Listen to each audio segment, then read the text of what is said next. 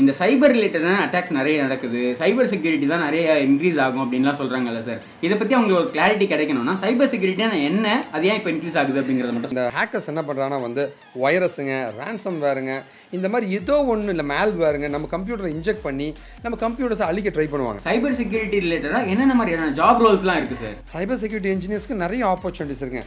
அதாவது எப்படின்னா வந்து பெனிட்ரேஷன் டெஸ்டர். சைபர் செக்யூரிட்டியில் ஒரு ஜாப் போகணும் அப்படின்னா எனக்கு என்னென்ன மாதிரி ஸ்கில்ஸ் எல்லாம் தேவைப்படும் சார்? ஸோ இந்த கம்ப்யூட்டர்ஸ் எப்படி இன்டர்கனெக்ட் பண்ணியிருக்கு, ஐபி அட்ரஸ்னா என்ன, ப்ரோட்டோகால்னா என்ன, எப்படி இந்த டேட்டா கம்யூனிகேட் ஆகுதுன்னு நெட்வொர்க்கிங் கற்றுக்குங்க. நெட்வொர்க்கிங் கற்றுட்டு மூணாவதாக வந்து டேட்டா எல்லாமே ஒரு சர்வரில் வச்சிருப்பாங்க. ஸோ சர்வர் கிளைண்ட்டு, இந்த கிளைண்ட் சர்வர் மாடலை கற்றுக்குங்க. சிவில் இன்ஜினியரிங் 2019 கெரியர் கேப் இருந்தால் நேர்மையாக வேலைக்கு போக முடியாதுன்னு சொல்லுவாங்க. நம்பாதீங்க, நேர்மையாக போக முடியாதுக்கு என் தம்பி தான் எக்ஸாம்பிளுங்க. அவரோட ஸ்பீச் நம்ம கேட்கலாம். ஸோ இப்போது கரண்ட் சுச்சுவேஷனில் நம்ம எங்கே பார்த்தாலும் யார்கிட்ட பேசினாலும் இந்த சைபர் அட்டாக்ஸு, சைபர் ரிலேட்டடான கிரைம்ஸ் நடக்குது, டேட்டாவை வந்து அடிச்சிட்டாங்க அப்படிங்கிற நிறைய இன்ஃபர்மேஷன் இந்த சைபர் செக்யூரிட்டி ரிலேட்டடாக தான் நிறைய வந்துட்டு இருக்கு. அப்போது இதனால் சைபர் செக்யூரிட்டி ஜாப்ஸ்லாம் இன்க்ரீஸ் ஆகும்னு சொல்கிறாங்க. அது இன்க்ரீஸ் ஆகுமா, அதனால் என்னென்ன பெனிஃபிட்ஸ் இருக்குது, என்னென்னலாம் படிக்கணும் அப்படின்னு எல்லாத்தையும் சார் கிட்ட கேட்டு தெரிஞ்சுக்கலாம் வாங்க. வணக்கம் சார். வணக்கம் தம்பி. இந்த மாதிரி ஒரு கிரிட்டிக்கலான இஸ்ரேல் ஈரான் வார் நடுவில் வந்து சைபரை பற்றி பேசிகிட்டு இருக்க சரிலாம் பிடிச்சி உள்ளே போட போகிறாங்க. ஸோ நல்ல விஷயங்களை பற்றி தான் பேச போகிறேங்க. சரி, இங்கே பாருங்கள். ஆக்சுவலாக வந்து இங்கே இந்த வீடியோ யாராவது பார்த்துட்டு இருந்தீங்கன்னா வந்து அண்ணா எனக்கு வேலை போயிடுச்சுன்னா, நான் கஷ்டத்தில் இருக்கேன், என்னை துரத்திட்டாங்கன்னா அப்படின்ட்டு ஃபீல் பண்ணிங்கன்னா, ஐடி ஃபீல்ட் டவுனு இல்லை எங்கேயுமே வேலை இல்லை அப்படின்னு நினச்சிங்கன்னா, இது ஒரு டெம்பரவரியான ஒரு விஷயந்தான். கண்டிப்பாக இதுக்கான ஒரு மாற்றம் வருங்க. அதனால் வந்து ஒரு டவுன் இருந்துச்சுன்னா ஒரு அப்போ இருக்குன்ற ஒரு நம்பிக்கையோடு இருங்க. அண்ட் நாங்கள் உங்கள் கூட நிற்போங்க கைடன்ஸ் கொடுக்கறதுக்காக. எப்போவுமே என்னை காண்டாக்ட் பண்ணலாங்க. உன்னோட கேள்விகள் எதுவாக இருந்தால் இப்போ நீங்கள் கேட்கலாம். என்ன இன்றைக்கி சந்தோஷமான ஒரு விஷயம் ஏன்னா வந்து நம்ம கம்பெனியில் படித்த பிளேஸ் ஆன என்னோட தம்பி பிரபாவை பற்றி தான் பேசுகிறேங்க. சிவில் இன்ஜினியரிங் 2019 சைட் இன்ஜினியர் இருந்தவருங்க. எஸ்விஎஸ் காலேஜுங்க. இன்றைக்கி நேர்மையாக வேலைக்கு போயிருக்காங்க, கோயம்புத்தூரை சேர்ந்தவருங்க. ஸோ சைட் இன்ஜினியராக நான் ஐடியில் இருந்திருக்காருங்க. சிவில் இன்ஜினியரிங் 2019 கெரியர் கேப் இருந்தால் நேர்மையாக வேலைக்கு போக முடியாதுன்னு சொல்லுவாங்க. நம்பாதீங்க, நேர்மையாக போக முடியாதுக்கு என் தம்பி தான் எக்ஸாம்பிளுங்க. அவரோட ஸ்பீச் நம்ம கேட்கலாம். நான் வந்து பிஇ சிவில் இன்ஜினியரிங் முடிச்சிருக்கேன். 2019 பாஸ்ட் அவுட்டு. நான் வந்து சைட் இன்ஜினியராக ஃபஸ்ட்டு ஒர்க் பண்ணிகிட்டு இருந்தேன். அதில் சரியான க்ரோத் இல்லை. அதனால வந்து ஐடி இண்டஸ்ட்ரிக்குள்ளே போகிறாங்கன்னு ஐடியா இருந்தங்காட்டி வெங்கட் சாரோட அறிமுகம் எனக்கு அதுக்கப்புறம் கிடச்சிது. அது நல்லா மோட்டிவேட்டாக சார் சொன்னார் இதுக்குள்ளே போக முடியும் அப்படிங்கிறதுக்காக. அப்புறம் வந்து நான் ட்ரை பண்ணேன். இப்போ ஒரு நல்ல கம்பெனியில் ப்ளேஸ் ஆகிட்டேன்.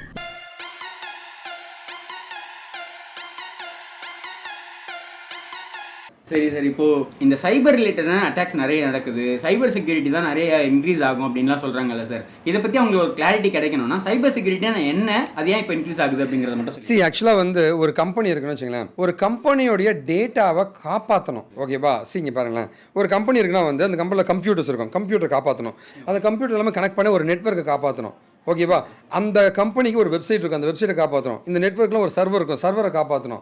இது எல்லாத்தையும் காப்பாற்றுறதுக்கு யாரோ ஒருத்தர் தேவைப்படுவோம். இந்த ஹேக்கர்ஸ் என்ன பண்ணுறாங்கன்னா வந்து வைரஸுங்க, ரேன்சம் வேருங்க, இந்த மாதிரி ஏதோ ஒன்று இல்லை மேல் வேருங்க நம்ம கம்ப்யூட்டரை இன்ஜெக்ட் பண்ணி நம்ம கம்ப்யூட்டர்ஸை அழிக்க ட்ரை பண்ணுவாங்க. அதனால் வந்து அவங்களுக்கு ஒரு பெனிஃபிட் வரும். இப்போ ரேன்சம் வேர்லாம் என்ன பண்ணுவான், உங்கள் கம்ப்யூட்டரை மொத்தத்தையும் அழிச்சிட்டு உனக்கு அதெல்லாம் வேணுமா, எனக்கு காசு கூட நான் தரேன் அப்படின்றான். இது ஹேக்கர்ஸோட வேலைங்க. அதோட நம்ம யூசர் நேம் பாஸ்வேர்டை வச்சுட்டு அவன் தப்பான விஷயங்கள்லாம் பண்ணுவாங்க. ஓகேவா? ஒரு கம்பெனியை காப்பாற்றுறதுக்கான சூழ்நிலையில் வந்து ஒரு ஸ்பெஷலிஸ்ட் தேவைப்படுறாங்க. அவங்க தான் அந்த சைபர் செக்யூரிட்டி ஸ்பெஷலிஸ்ட். ஓகே, இன்டர்நெட்டில் இருக்கிற செக்யூரிட்டியை மெயின்டைன் பண்ணுற ஒரு ஸ்பெஷலிஸ்ட் தான் சைபர் செக்யூரிட்டி ஸ்பெஷலிஸ்ட் சொல்லுவாங்க. ஸோ ஒரு முக்கியமான ஸ்டாட்டிஸ்டிக்ஸ் நான் சொல்கிறேங்க. சைபர் செக்யூரிட்டி வெஞ்சருடைய ஒரு ரிப்போர்ட்டுங்க. அதாவது 2025 பார்த்தீங்கன்னா வந்து almost 3.5 million cyber security jobs வந்து வேக்கண்ட்டாக இருக்குது அப்படின்னு சொல்கிறாங்க. அதோட பார்த்தீங்கன்னா ஐபிஎம்மோட ரிப்போர்ட் என்ன வந்து ஒரு நாளைக்கு $4.5 மில்லியன், அதாவது 37 கோடி வந்து டேட்டா வந்து ப்ரீச் பண்ணுறாங்க ஒரு நாளைக்கு. இந்த மாதிரி ஒரு சுச்சுவேஷனில் சைபர் செக்யூரிட்டி ஸ்பெஷலிஸ்ட் ஒருத்தர் தேவைப்படுறாங்க.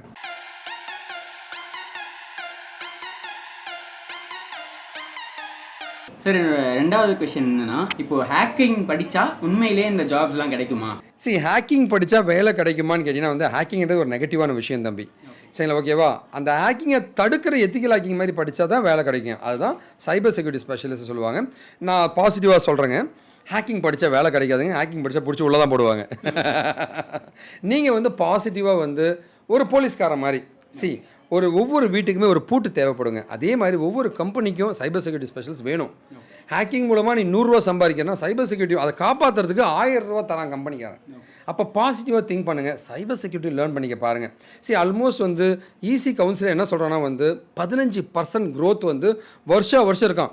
இன்றைக்கி 100 பேர் தேவைப்படுறானோ அடுத்த வருஷம் 115 பேர் தேவைப்படுறானோ. இதோட க்ரோத் அபரிவிதமாக இருக்குங்க. அதனால் வந்து கண்டிப்பாக இது படிக்கிறது நல்லதுங்க. ஹேக்கிங் கிடையாது, எத்திக்கல் ஹேக்கிங் படிக்கிறது நல்லது. அந்த எத்திக்கல் ஹேக்கிங்லேயும் ஹேக்கிங் கண்டிப்பாக தேவைப்படும். ஏன்னா எப்படி ஹேக் பண்ணுறாங்கன்னு தெரிஞ்சால் தானே நம்ம ரிவர்ஸ் இன்ஜினியரிங் பண்ணி அதை பாதுகாக்க முடியும். சரி, கண்டிப்பாக வந்து லைக் ஹேக்கிங் பற்றி நம்ம தெரிஞ்சுக்கலாங்க. அதை நம்ம ப்ராக்டிக்கலாக பண்ணுறது நல்லது கிடையாதுங்க. சரிங்களா? ஓகே, இன்னொருத்தவங்க அஃபெக்ட் பண்ண மாதிரி பண்ணி. எக்ஸாக்ட்லி.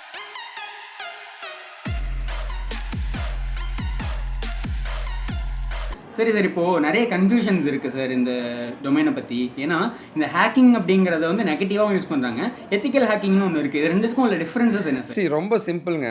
இப்போ என் கம்பெனி இருக்குங்க, என் கம்பெனியில் நீங்கள் வந்து எம்ப்ளாயி கிடையாது தம்பி. ஓகே, எம்ப்ளாயெலாம் கிடையாது. என் கம்பெனியில் நீங்கள் ஃபோன் அடித்து, சார் உங்களுடைய வெப்சைட்டில் இருக்கிற வல்னரபிலிட்டிலாம் கண்டுபிடிச்சி கொடுக்குறேன், எனக்கு ஒரு 100 ரூபா கொடுங்கன்னு கேட்குறீங்க. என்ன பண்ணலாம்? ஒரு சம்பளத்துக்கு ஒரு ஆளை போட்டு அவனுக்கு ஒரு 15,000 செலவு பண்ணுறதுக்கு பதிலாக நீ 100 ரூபா தானே கேட்குற, சரி பண்ணி கொடுப்பா அப்படின்னு சொல்கிறேன். நீ எம்ப்ளாயி கிடையாது, என் சைட்டை ஹேக் பண்ணி என்னெல்லாம் வல்னரபிலிட்டி இருக்குன்ட்டு எனக்காக தான் பண்ணுற, என் பர்மிஷனோட பண்ணுற அப்படின்னா அதுதான் எத்திக்கல் ஹேக்கிங். எனக்கே தெரியாமல் என் சைட்டை ஹேக் பண்ணி எனக்கு இருக்கிற டேட்டாவும் திருடிட்டு போகிறது தான் ஹேக்கிங். தப்பான விஷயம். ஒருத்தனை ஏமாத்துறது ஹேக்கிங், ஒருத்தனை ஏமாந்துடக்கூடாதுன்னு தடுக்கிறது தான் எத்திக்கல் ஹேக்கிங்க. ஓகேவா? ஸோ அதனால் வந்து எத்திக்கல் ஹேக்கிங் நீங்கள் லேர்ன் பண்ணுறது ரொம்ப நல்லதுங்க. அதை பாசிட்டிவ் சைடில் பயன்படுத்துறது ரொம்ப நல்லதுங்க. ஸோ சைபர் செக்யூரிட்டி வெஞ்சர்ஸ்ன்ற கம்பெனியோடைய ஒரு ஸ்டாட்டிஸ்டிக்ஸ் ரிப்போர்ட் என்ன சொன்னதுன்னா, ஒரு வருஷத்துக்கு, அதாவது 2025 எஸ்டிமேட்டுங்க, 2025 மட்டும் 10.5 ட்ரில்லியன் பர் இயருங்க அமெரிக்கன் எக்கானமிங்க. அந்த அளவு பார்த்தீங்கன்னா வந்து லைக் டேட்டா லைக் லாஸ் பண்ணிட்டு இருக்காங்க. சைபர் செக்யூரிட்டி பீப்புள் வந்து ஹேக் பண்ணிட்டு இருக்காங்க. ஓகே, அவ்வளோ டாலர்ஸ் வீணாக போயிட்டு இருக்குங்க. அப்போ வந்து இந்த இடத்துல வந்து ethical hacking and cyber security must நீடடாக இருக்கும்.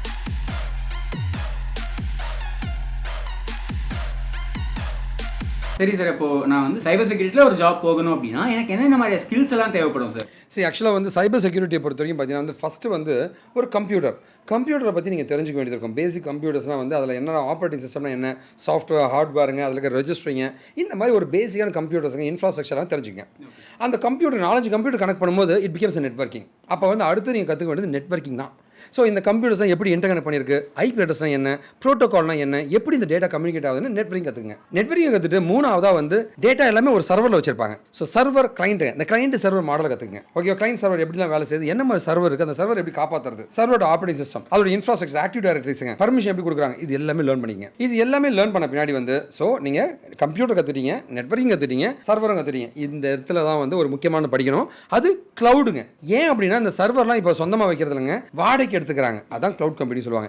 இந்த க்ளவுட் கம்பெனியை கற்றுக்கிட்டு அதுக்கப்புறமா சைபர் செக்யூரிட்டி பேசிக்ஸ்னு சொல்லக்கூடிய என்ன மாதிரி வகைகளாக ஹேக்கிங் நடக்குது, ஃபிஷிங்னு சொல்லுவாங்க, டாஸ் அட்டாக்னு சொல்லுவாங்க, இதெல்லாம் ஏகப்பட்ட ஹேக்கிங் டெக்னிக்ஸ் இருக்குங்க. ஸோ அந்த மேல்வாஸுங்க இதெல்லாம் எப்படி நடக்குது, இதெல்லாம் நீங்கள் தெரிஞ்சுக்கணும். ஸோ பேசிக்கான டெர்மினாலஜிஸ் இதெல்லாம் எப்படி நடக்குதுன்னு தெரிஞ்சுக்கிட்டு அதை செக்யூர் பண்ணக்கூடிய டூல்ஸுங்க விண்டோஸ்லேயும் இருக்குங்க, காலி லினக்ஸ்னு ஒரு ஆப்ரேட்டிங் சிஸ்டமே இருக்குது.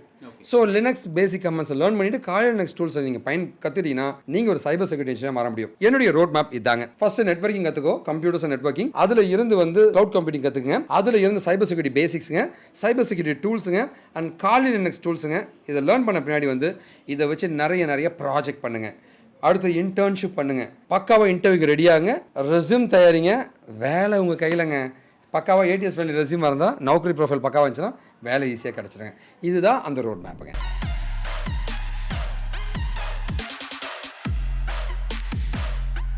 சார், அப்போது நான் இந்த ஸ்கில்ஸ்லாம் கற்றுக்கிட்டேன், சைபர் செக்யூரிட்டி ரிலேட்டடாக என்னென்ன மாதிரியான ஜாப் ரோல்ஸ்லாம் இருக்குது சார்? சைபர் செக்யூரிட்டி இன்ஜினியர்ஸ்க்கு நிறைய ஆப்பர்ச்சுனிட்டிஸ் இருக்குங்க.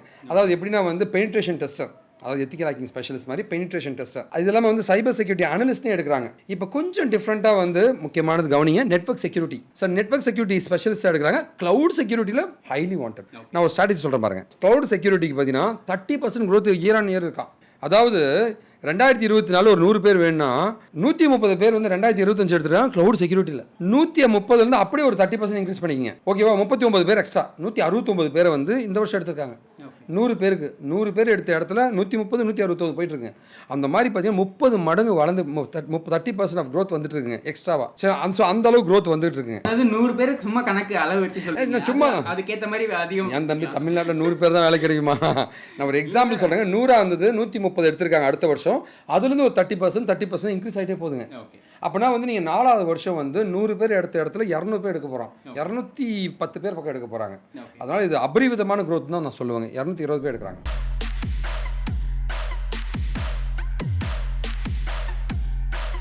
ஸோ நீங்கள் சொன்ன மாதிரி நான் அந்த ரோட் மேப்பை ஃபாலோ பண்ணிட்டேன், நான் என்னென்ன ரோல்ஸ் இருக்குன்னு தெரிஞ்சுக்கிட்டேன். மீன்ஸ் எவ்வளோ சேலரி நான் எக்ஸ்பெக்ட் பண்ணலாம்? இதுக்கு முன்னாடி வந்து சைபர் செக்யூரிட்டி வந்து ஃப்ரெஷர் எடுக்க மாட்டாங்கன்னு எவனா ஒருத்தர் வளர்ட்டு இருப்பானுங்க. அது கிடையாதுங்க. சரிங்க பாருங்கள், சைபர் செக்யூரிட்டி டேரெக்டாக படிக்கக்கூடாதுங்க. அதை வந்து நெட்வொர்க்கிங்கோடையும் க்ளவுடோடையும் படித்தா தான் அதுக்கு வேல்யூங்க. அதனால தான் வேலை கிடைக்காத தவிர சைபர் செக்யூரிட்டி எடுக்கிறாங்க, நெட்வொர்க் செக்யூரிட்டி இன்ஜினியர்னு எடுக்கிறாங்க. ஏங்க ஒரு நெட்வொர்க்கில் ஃபயர் வாலை கான்ஃபிகர் பண்ணுறேன், அவன் தாங்க சைபர் செக்யூரிட்டி. புரியுங்களா? ஓகேவா? நெட்வொர்க் இன்ஜினியர் டெசிக்னேஷன் எடுத்திருப்பாங்க. அதனால் ஓப்பனிங் சைபர் செக்யூரிட்டி இருக்குங்க, காம்பினேஷனாக படிங்க. ஓகேவா? அது ஒன்று. அண்ட் சேலரியை பொறுத்த வரைக்கும் தம்பி, ஆக்சுவலாக வந்து பேசிக்காகவே பார்த்தீங்கன்னா வந்து ஒரு ஃப்ரெஷராக இருக்காங்க அப்படின்னா வந்து என்ட்ரி லெவலில் வந்து 3 LPAலேருந்து 6 LPA வரைக்கும் ஆவரேஜாக பே பண்ணுறாங்க. கம்பெனி பொறுத்து மாறுதுங்க. மிட் லெவல் அப்படின்னு சொல்லக்கூடிய ஒரு 5 வருஷத்துலாம் 10 LPAலேருந்து 25 LPA, 1 லட்சத்துலேருந்து 2 லட்சம் வரைக்கும் சேலரிக்கு போயிட முடியும். அதே ரொம்ப ரொம்ப அட்வான்ஸ் லெவலில் போகும்போது வந்து 30 LPAன்றது சாதாரண ஒரு சேலரிங்க. நம்மளோட கிளாஸ் டோரில் வந்து நீங்கள் பார்த்தீங்கன்னா வந்து ஆல்மோஸ்ட் பார்த்தீங்கன்னா வந்து ஆவரேஜான சைபர் செக்யூரிட்டி சேலரி வந்து 70 lakhs அப்படின்ற மாதிரி சொல்கிறாங்க வெளிநாட்டில். அது 70 lakhs தான் வந்து அப்ராக்சிமேட்டாக வந்து ஒரு 3லேருந்து 4 லட்ச ரூபா பக்கம், 4 லட்ச ரூபா வரைக்கும் வெளிநாட்டில் பே பண்ணிட்டு இருக்காங்க மாத சம்பளம்.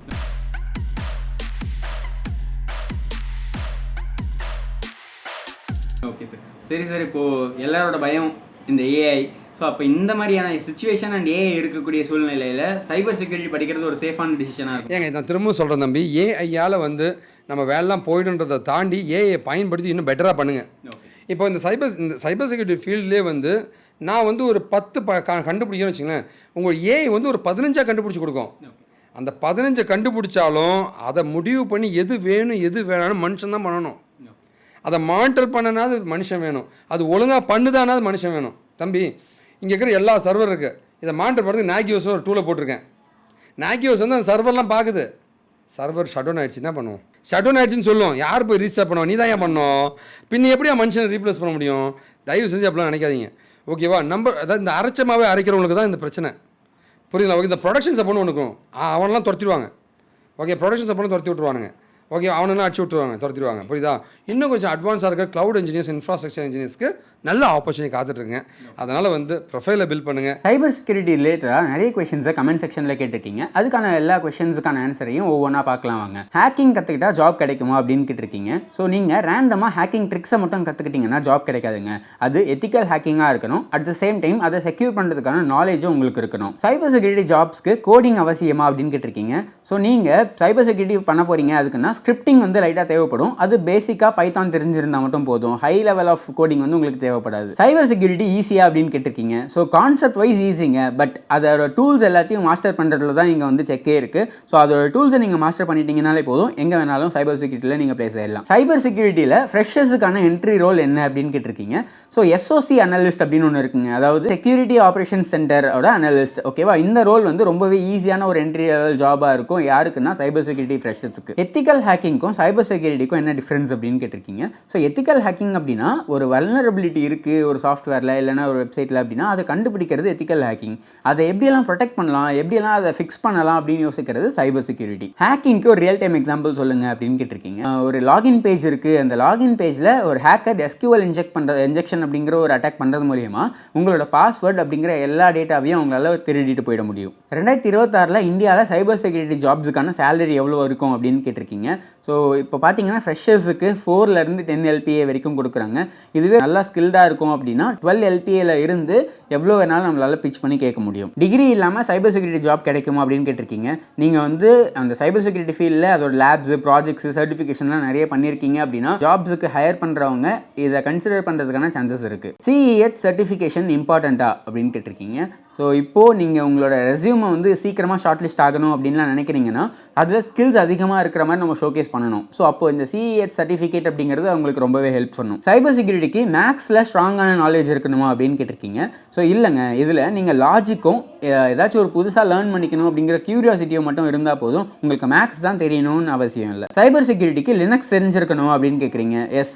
ஸோ காலி லினக்ஸ் அப்படின்னு ஒன்று இருக்குங்க. நிறைய ஹேக்கிங், அதாவது சைபர் செக்யூரிட்டி டூல்ஸ் எதில் ஒர்க் ஆகுதுன்னா இந்த காலி லினக்ஸில் தான் ஒர்க் ஆகுது. அப்போது உங்களுக்கு லினக்ஸ் என்விரான்மெண்ட் தெரிஞ்சிருக்கணும் கண்டிப்பாக. Cyber security or data science எது பெட்டர் அப்படின்னு கேட்டிருக்கீங்க. ஸோ சைபர் செக்யூரிட்டி பொறுத்த வரைக்கும் ஒரு டூல்ஸை கற்றுக்கிட்டு ஒரு ஏதாச்சும் வல்னரபிலிட்டி இருக்குன்னா அதை செக்யூர் பண்ணுறது தான் சைபர் செக்யூரிட்டி.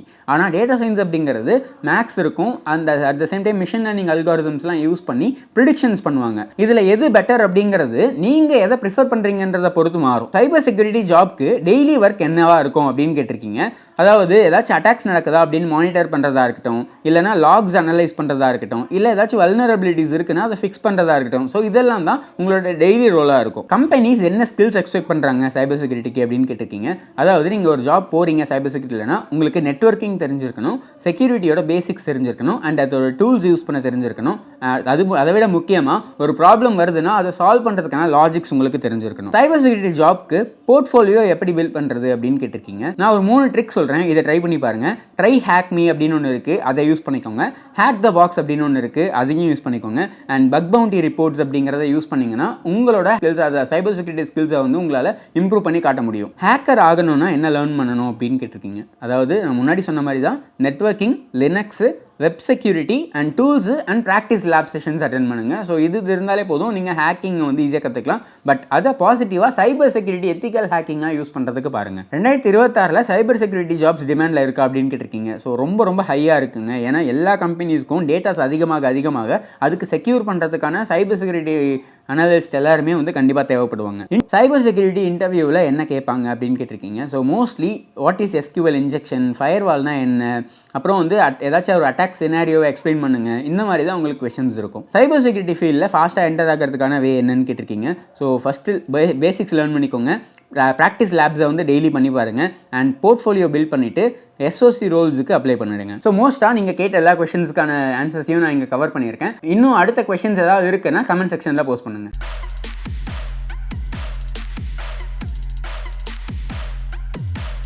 நம்பிக்கையோட படிங்க, வேலை கண்டிப்பாக கிடைக்கும் எல்லாருக்குமேங்க. நான் உங்களுக்கு கைடன்ஸ் கொடுக்க தயாராக இருக்கேன். என்னை காண்டாக்ட் பண்ணுங்கள், கண்டிப்பாக கைடன்ஸ் பண்ணுறேன். என்னோட நம்பருங்க, இமெயில் ஐடி, இன்ஸ்டா எல்லாமே கொடுத்துருக்கேன். நன்றி, வணக்கம். நன்றி. வாழ்க தமிழ். நாம் வீழ்ந்தாலும் நம் இனவாட்டங்க. நன்றி. ரொம்ப பெருமையாக சந்தோஷமாக சொல்ல ஆசைப்படுறது, இவங்க எல்லாமே நம்மகிட்ட படித்து பிளேஸ் ஆன ஸ்டூடெண்ட்ஸுங்க.